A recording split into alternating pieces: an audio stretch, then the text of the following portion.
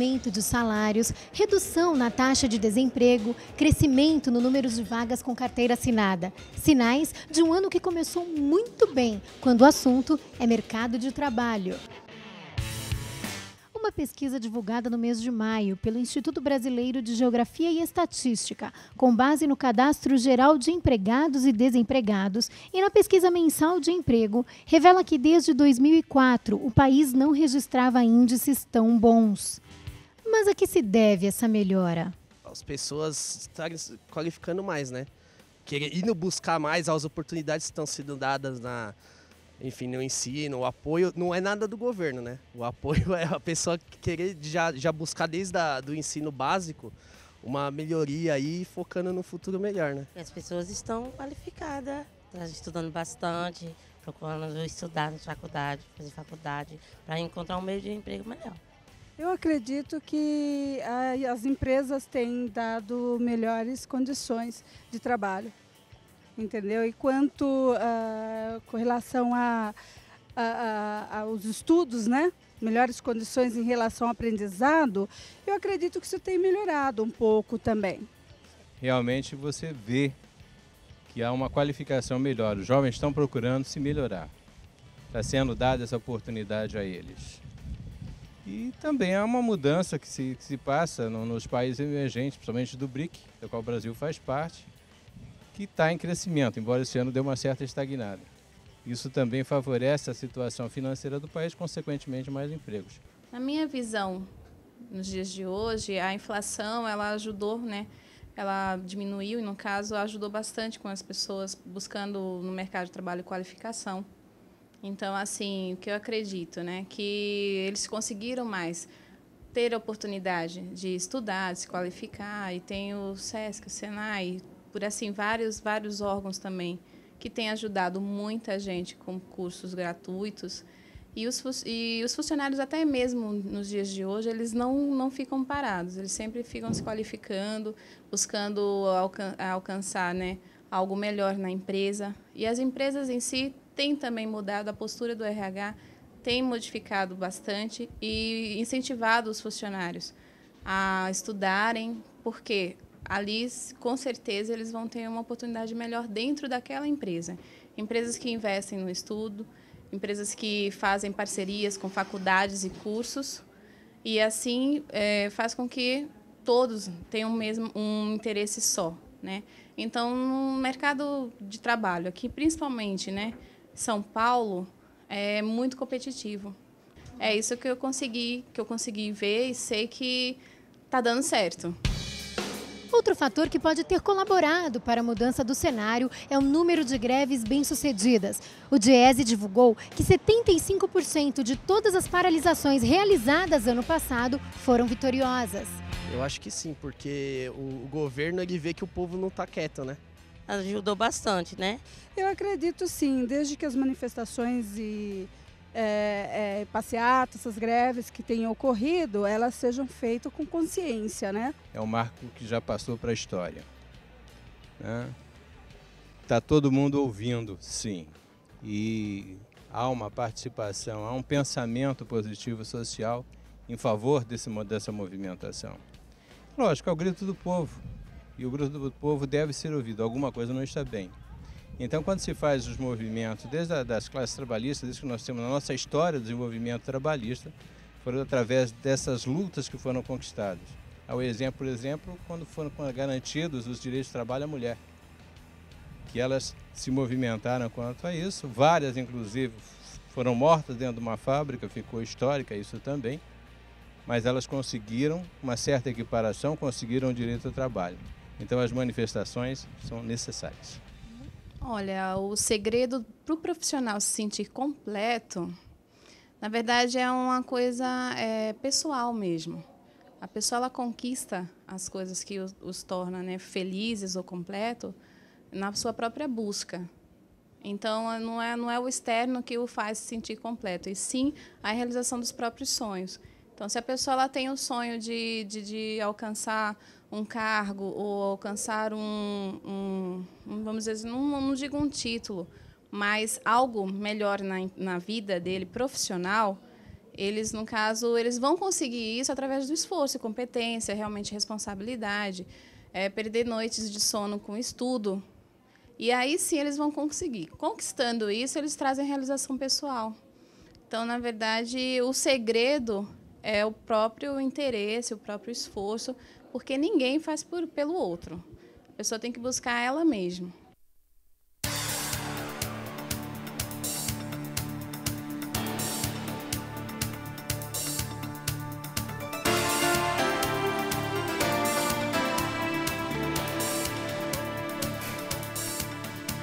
Muito boa noite, meu amigo, minha amiga. O nosso encontro de todo final de noite, o nosso programa Ponto de Equilíbrio. Você já sabe, você já pode participar, sugerir, questionar. Acesse o nosso site www.programa.deequilibrio.com.br. E hoje nós estamos tendo o prazer de receber aqui em nossos estúdios a Eline Kullock. Ela é executiva do mercado de trabalho, vai nos explicar sobre muitas coisas, inclusive sobre a geração Y. Você pode não saber o que é, mas já já você vai saber. Eline, prazer enorme recebê-la, muito obrigado por atender nosso convite.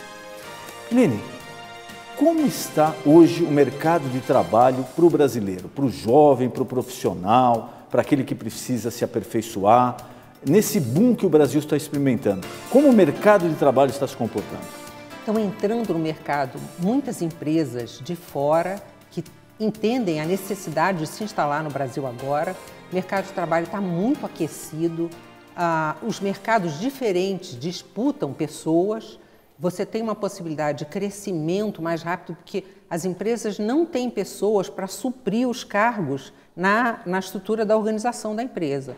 Então eu digo que a gente está vivendo um momento de Brasil muito bom. Isso a todos os níveis?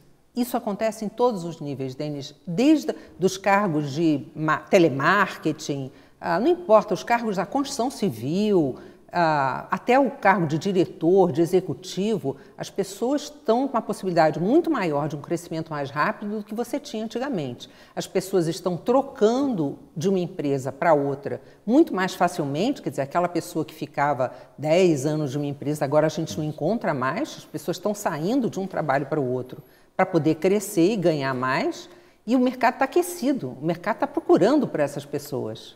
E como o brasileiro está se preparando para isso? A rotatividade a gente nota, realmente, hoje em dia é muito maior que há 10, 15 anos atrás.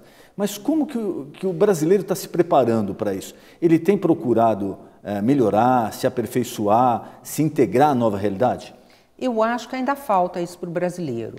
Eu acho que a gente hoje tem a possibilidade de fazer mais cursos por as mídias sociais, pelo Facebook, pela Wikipédia, não importa, você consegue descobrir mais coisas novas e você precisa de um tempo livre para procurar, mexer no que está acontecendo no mundo, se informar do que está acontecendo, para você tentar se aperfeiçoar. Eu digo, por exemplo, que o inglês, que é uma língua básica hoje para todo mundo, hoje é muito mais fácil estudar inglês do que era no passado.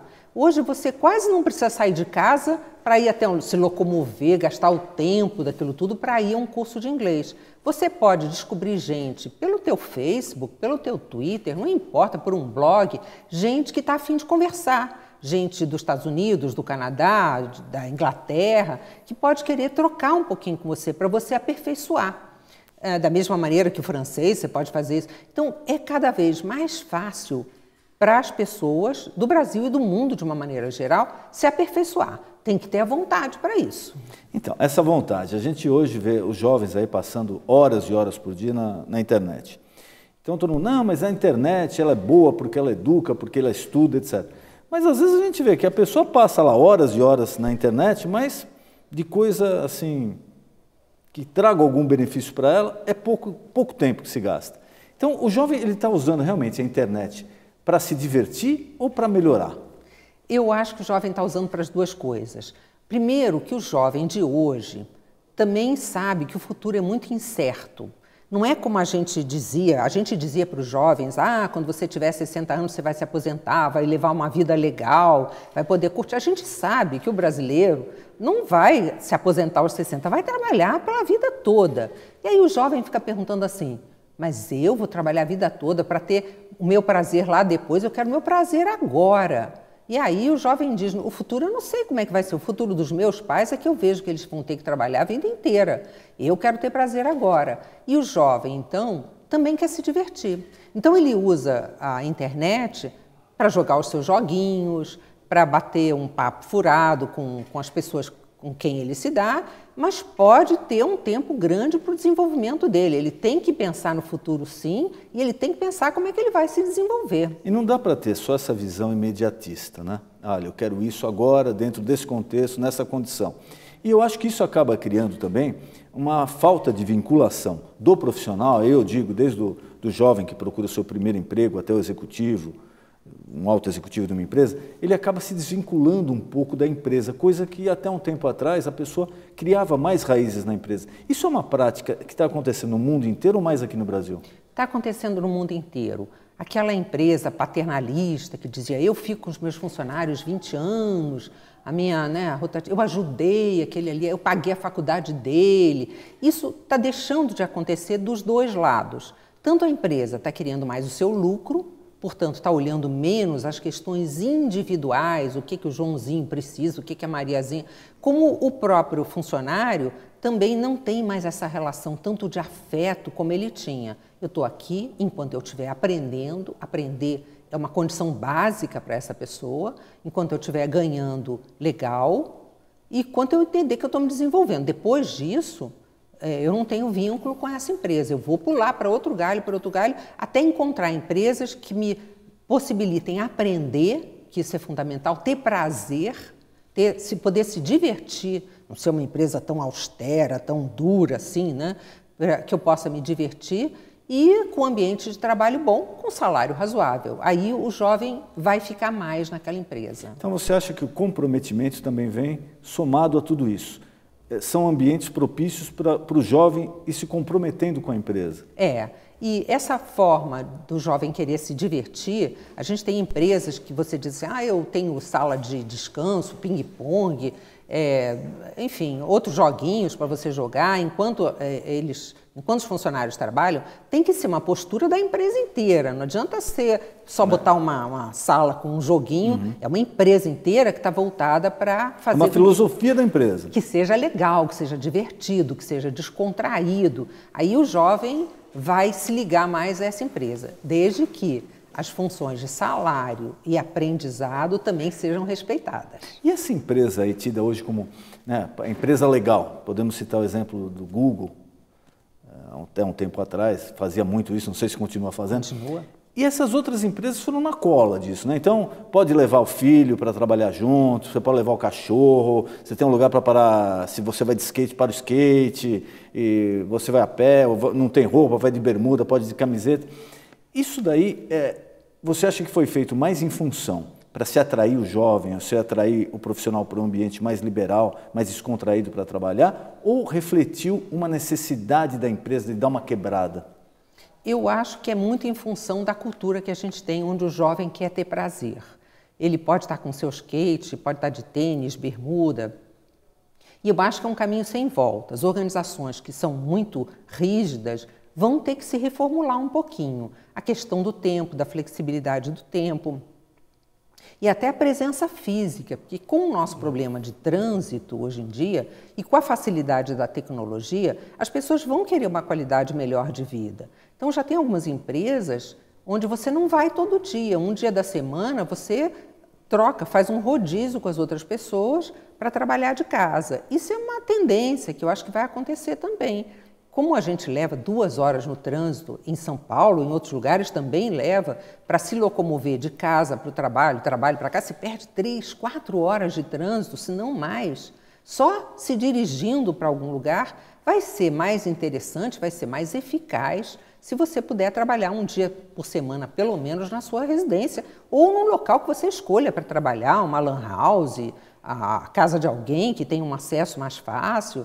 Quer dizer, esses restaurantes, bares, até que tem acesso à internet, vão está proliferar. muito moda, né? Hoje em dia o pessoal trabalhar, não é só trabalhar no escritório, trabalhar em casa, é trabalhar em qualquer lugar. Em qualquer lugar. E a gente vê, às vezes, com o laptop, você está num café, num shopping, a pessoa está lá tomando café, mas ela está resolvendo, está respondendo e-mail, está mandando e-mail, está consultando, está pesquisando, já está respondendo alguma indagação da empresa. Quer dizer, você precisa hoje estar ligado, conectado. você precisa muito estar ligado. Pela internet, você descobre tudo que está acontecendo, você entende onde você pode aprofundar o teu conhecimento nas coisas que você gosta. Eu digo que uma pessoa sempre vai funcionar melhor fazendo aquilo que gosta. Ela tem que gostar muito. E aí tem uma coisa chamada curiosidade. A inovação vem da curiosidade. Se você for curioso sobre um assunto, você vai pesquisar mais. E aí mais chances vão surgir. O funcionário do futuro não é aquele que teve uma forma, eu me formei em administração em sei lá quando, em 80 ou em 90.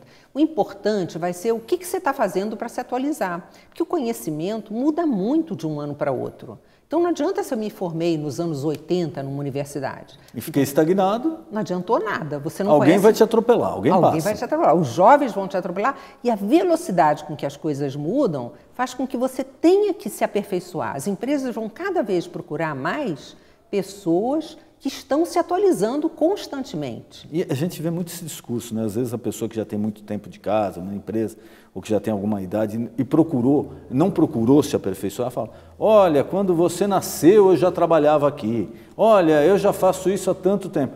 Mas isso também é relativo, porque não é porque você está lá há tanto tempo, ou porque você já trabalha com isso, que você nunca mais vai precisar se atualizar, modernizar. Quer dizer, você vai ficar parado, vai ficar esperando o mundo parar junto com você. O mundo não vai parar com você. Então, ou você entra nessa, ou você vai nadar junto com a onda, vai pegar a onda e vai nadando com ela, ou você fica para trás. E aí não adianta a gente dizer, no meu tempo era melhor. O tempo é agora. O tempo é agora. Não adianta a gente pensar que o tempo do passado vai voltar. Não vai voltar.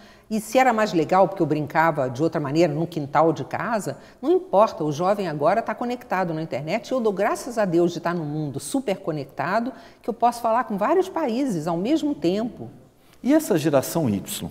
Queria que você explicasse um pouco para a gente. O que vocês encaram como uma geração Y? O que eles fazem? Como é que eles estão se enquadrando no mercado de trabalho? Essa geração Y é uma geração nascida depois de 80, que vem com uma cabeça, que eu chamo de modelo mental, muito diferente da dos pais. O pessoal da minha geração foi educado numa família conservadora, rígida, onde o papai dizia tudo, a gente esperava papai para jantar. O pai era a figura, o saber vinha do pai, do professor, o saber vinha dessa maneira. De repente, com a mudança do mundo, da cultura de uma maneira geral, a gente viu nascer uma geração que não aprende com os pais, aprende com seus amigos. Então, o aprendizado não se dá mais por uma pessoa que tem o saber. Mesma coisa com o professor. Essa meninada começou a olhar para o professor e dizer, ei, aquele cara não sabe tudo. E chega na empresa também dizendo, esse meu chefe não sabe tudo. Esse jovem descobre coisas pela internet. Ele vai com os amigos perguntando e descobre alguma coisa. Então, esse jovem já vem, e as famílias começaram a educar de uma maneira diferente. Todos os educadores do nosso tempo disseram, você tem que liberar o potencial criativo dos seus filhos. Uhum. E a gente foi dizendo para eles, vocês são ótimos, vocês podem fazer tudo. E essa moçada foi tendo o que a gente chama de autoestima muito mais alta do que no meu tempo. No meu tempo, se eu tirasse uma nota 9, a minha mãe vinha perguntar para mim, onde você errou? Hoje, se o filho da gente tirar 9, a gente dá parabéns, agradece, ajoelha e reza, né? Que está para lá de ótimo. Então, essa moçada é uma moçada que veio numa época de uma tecnologia diferente, com um modelo mental de aprender na base da tentativa e erro. Quando ele joga um joguinho na internet, não tem um manual dizendo como ele joga. Ele começa a tentar e aprende. Eu sou de uma época que a gente lia um manual para tentar entender. Até para ligar a televisão. Até para ligar a televisão, né? Hoje, se eu quero ser legal e jogar um joguinho com meu filho no computador, eu boto lá, eu pego lá aquele controle e falo, André, meu filho, o que eu faço agora? Aí ele fala para mim, quê? Você não sabe? Você vai tentando para descobrir como é que é. E a gente tem um modelo mental de que alguém explica. Essa juventude não tem. Isso é um modelo de tentativa e erro, que ajuda muito e não vai voltar para o modelo passado. O modelo de tentativa e erro vai nos permitir fazer uma coisa melhor, porque a gente vai tentando, vai errando, vai tentando, vai errando. Nem tudo dá para fazer assim. Na medicina, por exemplo, não dá para eu tentar uma técnica... É isso que eu ia te perguntar. Esse imediatismo, né? Porque isso gera um imediatismo. Gera. Ele está acostumado a ter uma resposta online lá para o acerto, para o erro, para o desenvolvimento. Esse imediatismo, qual é a parte ruim da história? É que leva a uma resistência à frustração muito baixa. Esse jovem está acostumado a jogar o joguinho e ganhar um prêmio, passar vencer, ganhar mais uma cenoura, mais uma estrelinha, portanto, na hora que ele se frustra, essa frustração vem mais doída. Ele, na vida, aprendeu a ter mais elogio do que crítica, porque a gente foi legal, porque todos os educadores disseram é importante elogiar. Então, esse jovem, quando recebe uma crítica negativa, ele se frustra muito. É um jovem que, embora tenha esse potencial todo, está mais sujeito à depressão, que a gente chama doença da moda, né? E a gente sabe que, na verdade, o remédio mais tomado hoje em dia é para dor, e o segundo já é para depressão. É o mal dos nossos tempos. Eu diria que esse jovem também pensa muito no curto prazo, como é que é hoje, mas ele está se preocupando menos com o longo prazo. E ele tem que se preocupar com o longo prazo. Embora ele não saiba como vai ser o futuro, eu tenho que imaginar o futuro e tentar lidar para chegar mais rápido que os do lado. Porque ele também tem que sentir que a vida é um aprendizado. A vida é um constante aprendizado. Então não dá para ele só ficar jogando na internet, que é aquilo que você falou. Ele está aprendendo ou ele está se divertindo? Ele tem que ter um tempo para se divertir, mas ele tem que saber que ele tem um tempo para aprender. E que esse aprendizado vai fazer com que ele seja melhor que os outros. E, portanto, possa crescer mais. E para qual o seu conselho para nosso amigo que está nos assistindo? De repente, ele foi atuante, participou do mercado de trabalho durante muito tempo e por um motivo ou outro, ou porque engravidou, ou porque parou de trabalhar, ou porque ficou desempregado, e que hoje, depois de algum tempo, de alguns anos, ele está procurando uma recolocação no mercado de trabalho. Qual a dica que você dá, tanto para o homem quanto para a mulher? Como é que é o caminho melhor para ele conseguir atingir o objetivo? Muito boa essa pergunta, porque eu acho que hoje, embora você possa ter ficado para trás, né, porque você teve um tempo cuidando dos seus filhos, achou que era importante, você pode se atualizar. Como a informação, né, o conhecimento gira muito rápido, aquilo que você aprendeu há 15 anos não vale mais para o hoje. Então está mais fácil ainda você entrar na internet, descobrir cursos universitários, cursos de extensão, cursos de língua que você possa fazer sem gastar dinheiro. As universidades já têm cursos que você pode entrar e procurar, tem sites onde você pode, com palestras, você acessa o YouTube, você acessa um montão de conhecimento. Você pode ficar ali dias seguidos só olhando para aquilo, só lendo, né, só vendo os vídeos, que aquilo é conhecimento. Então, é muito importante que você saiba se atualizar e possa botar isso no teu currículo. Fiquei afastado, mas depois disso eu fui pesquisar isso, eu fui pesquisar aquilo, eu aprendi mais sobre esse tema, sobre o tema. Quer dizer, poder mostrar num currículo que você está atualizado. E a entrevista de emprego? A famosa entrevista de emprego. Ela ainda existe, como tinha um tempo atrás, era uma coisa habitual. Você tem entrevista na hora, te perguntavam, mas onde é que você estudou, por que você parou, onde você trabalhou, qual a referência? Isso hoje com a internet, com a informática, diminuiu isso daí ou praticamente não existe mais? Não, a entrevista existe, mas ela hoje pode até ser feita por Skype. A gente entrevista muitos candidatos na minha empresa pelo Skype. Então, essa coisa da fronteira, eu estou em São Paulo, eu estou no Rio, ou eu estou em Recife, não importa, é uma fronteira que não existe mais. Eu posso estar entrevistando porque a tecnologia permitiu e vai permitir cada vez mais, vai ser cada vez mais fácil. E a entrevista tenta entender o seu caminho profissional, por onde você passou, e procure entender que competências você tem. Então, se você tem condições de mostrar que você é um líder, se você aceita crítica, vai avaliar mais do que o teu currículo, vai avaliar o teu comportamento. O teu currículo é só a ponta assim, do iceberg, aquilo que está para fora. Mas embaixo d'água tem assim o que eu digo, que é como você se comporta. E o que a entrevista vai tentar entender é o que está debaixo d'água para eu ver se você é uma pessoa que se relaciona, que se comunica, que aceita a crítica. Tudo isso vai ser avaliado numa entrevista. E qual a dica? O que falar, o que não falar nessa entrevista, o que falar com mais ênfase, aquilo que você pode não falar se não perguntarem. Qual a dica que você dá? Eu diria que numa entrevista você tem que ser honesto. Não adianta você mentir porque esse erro vai aparecer em alguma hora. Então, a primeira coisa é que você não pode mentir. A outra coisa é que você tem que procurar mostrar, você tem que pensar que o entrevistador está te avaliando o tempo todo. Está vendo a tua comunicação, está vendo se você é flexível. Você já fez milhares de entrevistas, né? Já, milhares de entrevistas. E é sempre interessante porque você não consegue mentir por muito tempo. Você pode até dizer, participei de um time de futebol, eu fui o líder na faculdade, eu estava na coordenação da turma, eu participei dos trabalhos de empresa-escola. Você não consegue mentir o tempo todo. O entrevistador vai detectar onde são possíveis pontos de conflito que você está falando e vai mais fundo. Fora a entrevista, ainda tem uma coisa chamada dinâmica de grupo, em que te colocam numa sala com mais 10, 15 pessoas e te dão exercícios para fazer. Na verdade, o que importa não é o exercício em si, como você se comporta com as outras pessoas. A sua reação perante uma determinada situação. Se você tenta convencer os outros, se você tem o seu ponto de vista e não muda nunca, se você não pergunta para os outros, se você fala o tempo todo, tudo isso está sendo olhado no processo de seleção. Cada vez mais, esse teu comportamento vai ser determinante para a gente admitir uma pessoa numa empresa. Cada vez mais, a gente sabe que o conhecimento vai se renovar, então o que eu fiz há 10 anos numa outra empresa também pode não ter validade nem para a empresa de agora, nem para o momento atual. Então é mais importante ver como você se comporta, porque você vai trabalhar em grupo, não adianta, queira ou não, você vai ter que trabalhar em grupo. Então como é esse teu comportamento? E aquela pergunta que, via de regra, aparece na entrevista. Escuta, por que te mandaram embora? Por que você saiu? Na época, o que aconteceu? E por que você está pretendendo voltar agora? Como você falou, a melhor alternativa é sempre a verdade. Mas você tem alguma outra dica, além disso, para passar para o nosso telespectador? Eu diria que você, cada vez menos, o fato de você ter saído para procurar um trabalho melhor deixa de ter essa importância. Mas você não ficou 4 anos, você não ficou 3 anos.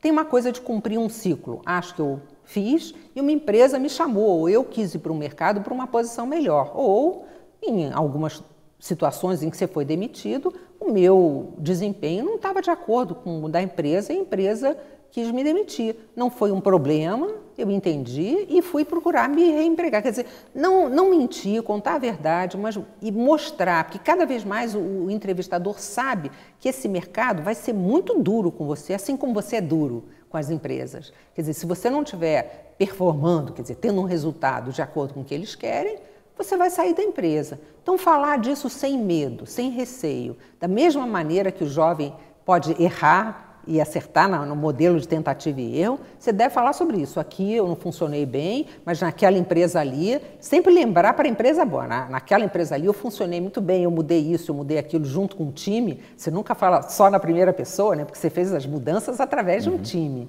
Então, sempre se referir a esse time, mas poder mostrar o que foram as tuas coisas boas. Ali não deu, valeu, foi um aprendizado de qualquer jeito. Nunca fale mal da tua empresa. É isso que eu ia te perguntar. Criticar a ex-empresa é um erro fatal? É um erro. Você pode até dizer, o meu chefe não era uma pessoa que me ajudava no meu desenvolvimento. E a gente já tem isso comprovado, que as pessoas saem de uma empresa por causa do seu chefe. Não é porque a empresa não tem os valores que você gostaria, é porque o teu chefe não está te permitindo crescer, não está te ouvindo, não está sendo aproveitando o teu potencial. Aproveitando. Né? Então, quando esse chefe não funciona, as pessoas saem das empresas. E a gente pode dizer isso. Eu tive um chefe que não ajudava a me desenvolver. Eu achei que eu poderia me desenvolver em outra empresa. Não tem problema nenhum dizer isso, mas não encher a empresa de crítica. E a história de repente, eu troquei de emprego porque foi alguém lá me oferecer um pouco a mais, eu fui embora e aí nessa outra empresa não deu certo e agora eu estou procurando uma recolocação. Isso daí não carimba meio o candidato, como dizendo, poxa, pode acontecer a mesma coisa aqui? Isso é uma realidade.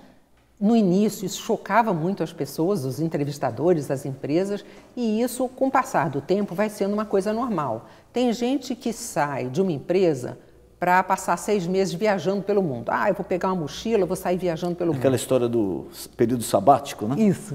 Eu quero sair daqui, quero conhecer um pouco do mundo, quero morar em alguns países, visitar, porque é a minha primeira chance de visitar. E as empresas, no início, ficavam chocadas. Depois elas entenderam que isso era importante para o desenvolvimento das pessoas. Então, se você sai, quer para uma outra organização, quer para buscar uma viagem, um momento que você vai se desenvolver, tudo bem. Quando você sai por nada, sem uma explicação lógica, eu saí porque estava chato. Estava chato? Não, explica se estava chato. Eu não estava me desenvolvendo, eu não estava aprendendo, eu não tinha uma boa comunicação, mas deu uma explicação, porque tem uma história. Você pode estar preguiçoso de contar essa história, mas que tem. Um outro detalhe. Um executivo já de alto nível, um amigo meu, comentou que ele começou a enviar alguns currículos para os headhunters, para empresas, e que no final, depois de algumas entrevistas, ele sentiu que ele estava sendo rejeitado pelo currículo dele ter muita coisa. Então, ele colocou na cabeça dele, não sei até que ponto procedia isso ou não, que a pessoa que estava entrevistando a ele, isso pode acontecer em qualquer nível, né? Desde o cargo mais simples até o presidente da empresa. A pessoa que estava entrevistando falou, poxa, se eu for dar emprego para ele provavelmente vai pegar a minha vaga lá na frente, porque olha, já demonstrou potencial enorme, olha aqui o currículo dele. Acontece isso? Acontece. A primeira coisa que eu queria falar é sobre o currículo em si. O currículo é um trailer da tua vida. Então não bota o filme todo no currículo. Você bota, faça... Acaba não lendo, né? Hoje em dia você coloca muita coisa, a pessoa não lê. Essa é a primeira observação. Então, você faz um currículo de 2, 3 páginas, onde você dá uma pincelada, assim, do quem eu sou, mas deixa uma curiosidade para você poder contar ao vivo quem você é. Então, nada de fazer currículo de 6 páginas ou 7 páginas. O currículo tem 3... Se ele é de uma pessoa que está começando a carreira agora, ele tem 1,5 páginas. Não vai botar... Bom. Tá bom demais, para o trailer da sua vida, como eu chamo. E a outra coisa é que vão ter empresas que vão ter chefes te entrevistando que vão ter medo, sim, de você roubar a vaga. Essa não é a empresa que você quer. A empresa que você quer de verdade é aquela que tem um chefe que diz, opa, um cara aqui para eu desenvolver. Arranjei um cara bom que vai me ajudar. Isso. Então, se uma empresa não quiser você porque você tem um currículo muito bom, essa empresa que está perdendo. Essa empresa que não vai para frente porque o seu corpo gerencial, os seus gerentes, não estão se desenvolvendo, não querem o desafio de pegar alguém bom para desenvolver. A empresa que você quer é aquela que vai dizer, esse currículo é ótimo, eu vou chamar esse rapaz ou essa moça e ele vai me ajudar para caramba. E uma outra pergunta. Se, por exemplo, a pessoa passou por um problema lá atrás, ela foi demitida, de repente, uma justa causa, ou algo até um pouco mais grave, mas a pessoa se arrependeu, a pessoa não comete mais aquele erro que ela cometeu, ela tentou se aperfeiçoar, e ela está tentando uma recolocação no mercado de trabalho. Você acha que ela já deve falar isso, ou ela deve mencionar no currículo, ou ela deve falar sem ser perguntada, ou ela pura e simplesmente aguardar que esse assunto apareça para poder explicar a situação? Porque de repente a pessoa pode falar, olha, naquela primeira entrevista eu fiquei com você aqui meia hora, mas você não me falou desse detalhe aqui que é importante, que agora eu fui levantar lá e apareceu. Por que você não comentou isso daí? O que você acha? A pessoa espera ser perguntada ou já esclarece? Se o teu entrevistador te pergunta por que você saiu dessa empresa ou como você saiu, aí eu acho que você deve falar. Eu fui demitido por justa causa, às vezes você não entendeu porque você foi demitido mesmo. Acontece situações, eu já entrevistei muita gente que foi demitida e não sabe por que foi demitida. E isso acontece porque a gente ainda está numa cultura brasileira onde também é difícil eu demitir você. Eu demito, digo, a gente não vai precisar mais do seu trabalho, e então eu estou reduzindo o quadro. A desculpa de estar reduzindo o quadro sempre funciona. Essa é mais famosa. E aí né? você sai sem nem saber porque você estava demitido. Esse é um processo péssimo, que você não consegue entender onde você precisa melhorar. Você receber um feedback negativo, isso é, alguém dizer para você, olha, nesse ponto aqui você não está bom, é super importante saber ouvir e não ser reativo. Mas se eu fui demitido numa justa causa, por exemplo, eu faltei, chegava atrasado, faltei. Você acha que isso você já tem que falar logo de cara ou aguardar? Eu acho que na entrevista, se a pessoa perguntar por que você saiu dessa empresa... Já falar, eu atrasava, não cometo mais isso, faltei, realmente ali eu errei. Eu era imaturo, e aquilo serviu para eu abrir o olho, para entender que eu não podia dormir no ponto, que eu tinha... E eu mudei a minha vida, tanto que no emprego seguinte eu não fazia mais isso, etc. e tal. Um momento na tua vida, a gente pode passar por esses momentos, é permitido, não tem problema não. O ponto é mostrar que você mudou, é provar, da mesma maneira que você vai contar que você foi demitido por justa causa, você poder provar que você mudou. O mercado de trabalho no Brasil, ele tem oferecido muitas vagas a todos os níveis, né? A gente lê desde pedreiro até o engenheiro civil, até presidente, até executivo, estão sendo contratadas 20 pessoas até de outros países, né? Você acha que isso daí, a médio prazo, pode ser ruim? Porque uma hora a economia não vai continuar num boom eternamente. Agora, esse camarada que está vindo, que está pegando o posto de trabalho aqui no Brasil, normalmente ele vai se estabelecer na empresa e não vai ficar lá 1 mês, 2 meses, ele vai pretende ficar um bom tempo. Você acha que lá na frente isso daí pode ter um aspecto negativo para o brasileiro? Não, eu acho que não. A gente sabe, por exemplo, que a gente não tem cursos de engenheiro suficientes, cursos de engenharia, né, suficientes para dar conta da demanda que vem por aí. Só a questão do petróleo, do pré-sal, etc. e tal, vai precisar de mais engenheiros do que a gente está formando. Então, o Brasil, nesse momento de crescimento, vai ter que importar pessoas. E a legislação brasileira vai ter que mudar um pouquinho para permitir que essas pessoas entrem no mercado de trabalho. Ou o Brasil não consegue crescer, vai ter um momento que ele precisa formar pessoas e não dá conta daquilo. Ele para de crescer. Então, o fato de virem pessoas de fora para ajudar nesse boom brasileiro, eu acho que não é problema nenhum. A Europa não está bem, os Estados Unidos está se recuperando um pouco agora, quer dizer, vão vir pessoas de fora e eles não vão atrapalhar a tua carreira. Você tem um espaço garantido se você fizer por onde. Não adianta ficar parado dizendo, o Brasil está ótimo. E o mercado de trabalho, você acha que ele vai desenvolver mais? Onde vai se ter uma oferta melhor de emprego? Na prestação de serviço, na indústria, no comércio? Para onde o Brasil caminha nos próximos anos? Eu acho interessante a gente pensar que tudo que está ligado, por exemplo, à saúde, o Brasil é uma população muito jovem ainda. 47% da população tem abaixo de 25 anos. Nossa, é um país jovem pra caramba, mas vai envelhecer. Então, tudo que está ligado à saúde vai melhorar. Então, se você tem uma academia de ginástica, se você trabalha com pilates, qualquer coisa que esteja ligada à saúde vai crescer no Brasil. A indústria de remédios, a indústria farmacêutica, de equipamentos médicos, isso vai crescer muito. Eu diria que também o brasileiro é um sujeito vaidoso. Tudo que está ligado à maquiagem, ao embelezamento da mulher, aqui é muito importante. Eu brinco, a mulher no Brasil não pode ter cabelo branco. É verdade. Na Europa, nos Estados Unidos, você pode ter cabelo branco. Aqui, a indústria de cosmético está rindo pra caramba, né, de feliz da vida, porque a mulher não pode ter cabelo branco, tem que pintar. Mesmo as mulheres mais velhas não querem ser velhas num país tão jovem. Então, tudo que está ligado a essa área de trabalho das empresas de cosmético, as que fazem coloração, tudo isso vai crescer. E diria que na indústria tem um campo muito grande para todos os tipos de engenharia. Engenheiro é uma necessidade, vai continuar sendo, quer você esteja na naval, quer você esteja na civil, quer você esteja na engenharia de produção, isso vai ter campo de trabalho. Nosso programa está terminando. Mais uma vez eu quero agradecer a sua participação no programa e gostaria de deixar para as suas considerações finais. Fique à vontade. Eu diria que é muito importante você estar atualizado. Você não pode ficar para trás num momento de mercado tão precioso quanto que a gente tem agora. Você tem todas as ferramentas para crescer. Você tem a internet, você tem a tua curiosidade que você tem que despertar.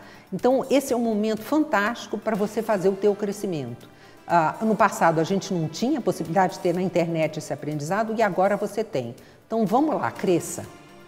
Muito obrigado. Agradeço mais uma vez a sua participação. Obrigada. E você sabe, nosso encontro de todo final de noite. Programa Ponto de Equilíbrio. Boa noite.